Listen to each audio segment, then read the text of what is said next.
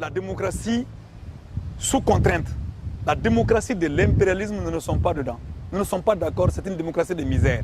Mais la démocratie en tant que forme de gouvernement, forme de république, qui puisse permettre à ce que les richesses du peuple viennent du peuple, soient partagées par le peuple, que le peuple souverainement puisse décider dans son quartier, dans sa ville, dans la nation, cette démocratie, aucun peuple ne peut cracher dessus. Pas plus que les peuples africains. Et cette démocratie ne peut pas être apportée par nous, par la France d'aujourd'hui, par la France dépositaire des valeurs du capitalisme et de l'impérialisme. Ce n'est pas possible. Alors justement, je voudrais qu'on s'attarde un petit peu sur la question de France-Afrique. On a entendu ce qu'a dit Robert Bourgi, qui est le monsieur Afrique de l'Elysée et qui a remplacé Jacques Faucas, ça c'est ce qu'on dit. Et on a entendu Roland Dumas qui revient de la Côte d'Ivoire, qui a rencontré le président Gbagbo, qui pense que la situation de la France-Afrique aujourd'hui a mué. C'est-à-dire que ce n'est plus simplement une question de mallette, mais ça va être presque désormais une question de chars, des militaires qui s'installent, qui viennent et qui bombardent sans être inquiétés. La France-Afrique, c'est les deux. D'accord. La France-Afrique, c'est les deux. Ça prend des formes violentes ou des formes ouvertes lorsqu'on sent que la conscience populaire a compris le jeu et ne veut plus se laisser faire. C'est ça le fond de la question. Parce que cette France-Afrique a été instaurée par le général de Gaulle, qui par ingratitude a refusé que les peuples africains prennent l'indépendance, sans qu'il ne s'implique lui-même là-dedans pour maintenir le réseau. Aujourd'hui, alors que ce sont les mêmes peuples qui ont aidé à sauver. La France à se libérer. Moi, ma maman, paix à son âme, sa grande sœur, paix à son âme, jusqu'à leur mort, ils criaient à longueur de journée parce qu'ils portaient sur leur tête 40 kilos pour faire 80 km pour venir donner ça, pour l'effort de guerre. Et mon père qui était vétérinaire, il lui arrivait d'aller, il était dans la zone la plus riche au Mali, en bétail, la région de Gao. Mon père, il tuait à longueur de journée des bœufs dont les carcasses étaient envoyées à vil prix ou sans prix à la France. Cela a été fait, nous n'avons pas été dédommagés. Et c'est pour cette raison que mon père disait que la guerre entre Hitler et la France n'est pas notre guerre. Et que la guerre entre Hitler et la France, nous autres jeunes aujourd'hui, nous pouvons applaudir, cracher sur Hitler, mais eux, de leur vision, ils ne peuvent pas cracher sur Hitler, parce que si Hitler n'avait pas occupé la France, eux, ils n'avaient pas à avoir un minimum de troupes pour pouvoir mieux respirer, pour reprendre l'expression en Bambara. Bambara est traduit littéralement. Donc ça veut dire simplement que les Africains sont en train d'avoir une autre lecture et gageons que cette lecture ne soit pas une lecture nocive dans le cadre donc de l'émancipation des peuples et de la fraternité entre les peuples. La France-Afrique, c'est les chars, c'est les bombes. Mais les chars et les bombes, c'est comme la guerre en politique. La guerre, c'est une expression de la politique. C'est-à-dire que c'est la guerre, c'est la politique faite par un autre moyen. Alors donc, lorsque la politique de l'argent n'a pas payé, lorsque la politique de la corruption n'a pas payé, alors on passe maintenant au char. C'est ce qui se passe. C'est une évolution de la France-Afrique qui prouve que, contrairement à ce que Sarkozy a dit, la France-Afrique a pris une autre tournure, la plus violente qui soit. Donc on est loin d'avoir cassé la France-Afrique. Parce que finalement, il y a une partie de la France qui se pose la question de savoir est-ce que la France serait la France s'il n'y a pas la France-Afrique. Puisque c'est clair aujourd'hui que ce n'est pas nous qui dépendons de la France, c'est la France qui dépend de nous. Ce n'est pas nous qui piquons dans l'assiette des Français, c'est les Français qui piquent dans notre assiette. Ça, c'est démontré aujourd'hui, compte tenu donc de la dette, du niveau de paiement de la dette aujourd'hui, et compte tenu de la même mise entière de la France sur l'or du Mali, sur le coton du Mali, sur l'uranium du Mali, sur l'énergie du Mali, etc., etc. Et c'est valable pour tous les pays, sur les transports aériens, sur les transports maritimes. Tout ça, c'est les multinationales françaises. Est-ce que vous êtes en lien, par exemple, avec d'autres hommes africains qui ont, d'autres hommes dans d'autres pays africains qui ont votre vision des choses? Mais ils existent, nous sommes nombreux, nous sommes vraiment nombreux. Vous êtes en interconnexion. Nos voix ne sont pas audibles pour l'instant, mais nous sommes nombreux. Nous sommes nombreux et c'est là où notre parti va organiser déjà en novembre prochain une rencontre de la gauche africaine. Nous cherchons notre voix. Et il ne faut pas croire ce que nous avons été des peuples vaincus, jusque-là vaincus mais pas soumis. Parce que nous continuons le combat que d'autres ont fait. Nous sommes pour l'instant vaincus, c'est clair. Mais nous ne sommes pas soumis. Et donc ça veut dire que nous ne sommes pas couchés, nous sommes tout au moins, tout au plus, nous sommes à genoux.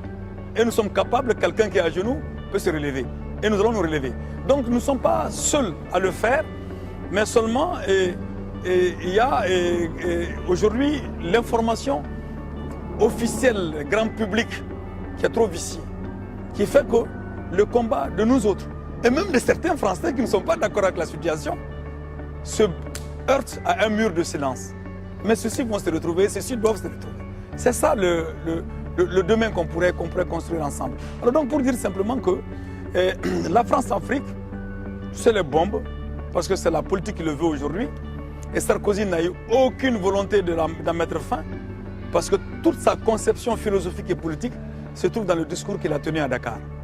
De nier la colonisation, de reconnaître le rôle d'évangélisation de la France, de reconnaître le rôle civilisationnel de la France. C'est ça le sens politique de son discours à Dakar, au Sénégal. Alors donc, la France-Afrique, Robert Bourgi a parfaitement raison, c'est Robert Bourgi, non? Robert Bourgi. Il a parfaitement raison, mais il n'a pas tout dit. Parce qu'il n'a pas parlé de Sarkozy. Mais que devrait-il dire de Sarkozy? Ce qu'il peut dire de Kadhafi, au moins, de Sarkozy, au moins sans aller loin, que Kadhafi a été très clair. C'est moi qui ai payé ta campagne présidentielle. Alors donc il ne faut pas que Kadhafi exhibe ses preuves. Et Kadhafi peut les exhiber aujourd'hui.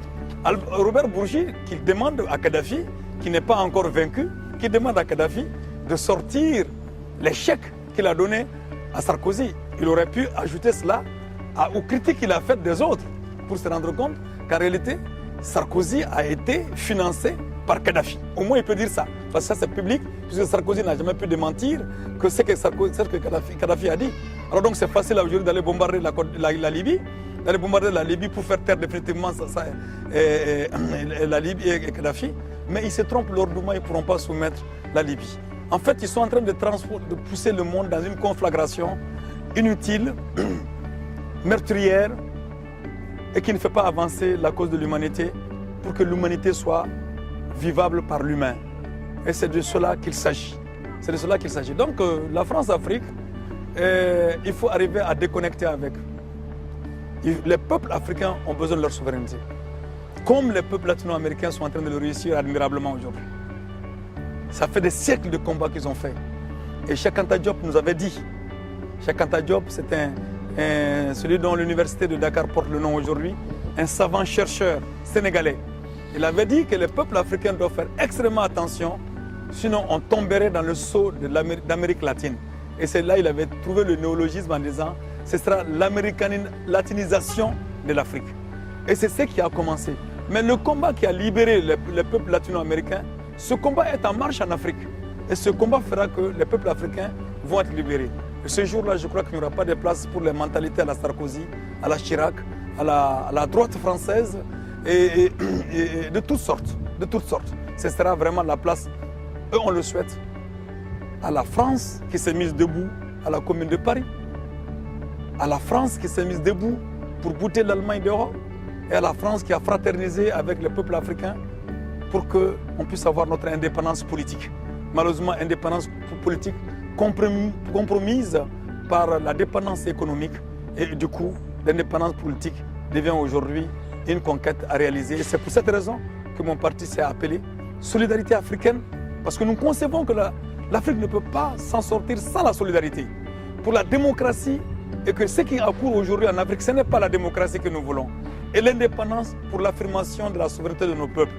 C'est pour cela que nous avons trouvé ces 4 lettres pour dire SADI, Solidarité africaine pour la démocratie et l'indépendance, avec la grande conviction que pour l'instant, il n'y a que l'union libre des peuples libres d'Afrique qui peut aller à la souveraineté nationale. Et c'est pour cette raison que vous m'avez vu sur le stand du Venezuela, je dis que lorsque l'Amérique latine veut collaborer avec l'Afrique, est-ce que l'esclave peut collaborer avec les hommes libres? C'est difficile, parce que l'esclave ira toujours demander la permission au maître. C'est exactement ce que j'ai dit à Kadhafi aussi, lorsqu'il a dit oui, je veux faire l'unité africaine. Ceci dit en passant, quand il a dit ça, je dis, les chefs d'État africains qui viennent chez vous, ils viennent prendre votre argent, mais ils vont prendre les décisions politiques aux États-Unis et en France. Ils ne pourront jamais faire l'unité africaine. Si vous voulez faire l'unité africaine, faites la place aux immigrés africains chez vous, Faites en sorte que votre économie soit ouverte à l'économie africaine. Faites en sorte aussi que ceux qui se battent au quotidien pour la souveraineté de leur peuple puissent accéder à la souveraineté nationale. Et de ce point de vue-là, je crois qu'il a compris ma leçon parce que, excusez-moi de dire leçon, mais mon point de vue parce que cela s'est passé seulement 40 jours avant le bombardement qu'il a eu. Vous voyez tous ces chefs d'État africains, tous aujourd'hui, sauf Robert Mugabe dont il faut rendre hommage, sauf Jacob Zuma qui a fini, je dis bien qui a fini par se remettre en question. Tous ces autres chefs d'État africains, oui Baba Commandant, oui M. Sarkozy, oui l'OTAN, ce que vous faites en Libye, on est d'accord. Alors donc voilà, tous les chefs d'État africains, au moment où les peuples africains sont en train de rejeter les bombardements qui ont eu lieu en Côte d'Ivoire et les bombardements qui ont eu lieu en France, voilà les chefs d'État africains qui, excusez-moi, ont descendu de la culotte devant Sarkozy. Ils sont en train de boire la lie de la honte. Et c'est cela qu'il s'agit aujourd'hui. Et notre candidature, c'est pour être un espoir pour les peuples africains, pour le Mali et pour les peuples africains. Que le Mali soit le terreau de la résistance africaine. Nous y allons. Parce que, vous savez, on m'a toujours dit qu'avec ce langage que vous avez, vous ne pouvez pas avoir le pouvoir. Parce que le pouvoir se prend en France. Je suis un homme qui aime relever les défis. Ces défis, nous allons relever. Mon parti aime relever les défis. Le défi, nous allons le relever et nous battons pour relever le défi. Sans avoir d'ordre à prendre aux Champs-Élysées, au Quai d'Orsay et dans les milieux obscurs.